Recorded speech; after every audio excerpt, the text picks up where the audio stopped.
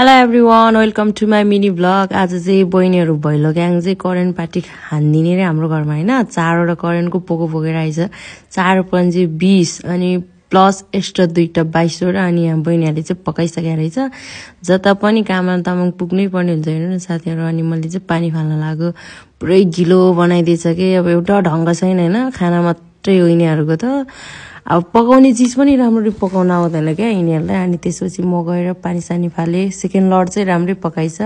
22 वटा अब बाटोमै हान्नु पर्यो।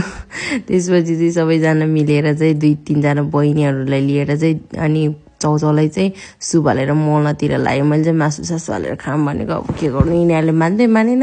अनि करेन्ट चाहिँ प्ल्यात्ता प्ल्यात्ता भइरा थियो। मलाई चाहिँ खासै मन परेन है रेगा चाहिँ। अन्या चाहिँ रेडी भइसक्यो हेर्नुस् न। फाइनल लुक्स खत्रै देखिरहेको थियो के आम्माम। अनि त्यसपछि अन्डा पनि जति जना केटीहरु थियो त्यति नै थियो हैन साथीहरु। अनि केटीहरु चाहिँ 8-9 जना थियो। अनि 8-9 जना केटीहरुले त पुरै बाटाभुरी करेन्ट सबै पाइल्स पिडिदो के। यस्तो करेन्ट चाउचाउ मन नपर्ने केटीहरुको को छ है प्लिज कमेन्ट है। मलाई पनि मन नपर्यो हुन्थ्यो जस्तो लाग्छ तर सारै मन पर्छ। अनि हामी चाहिँ खानातिर इन्जोय गरे। Thank you so much guys for watching my mini vlog.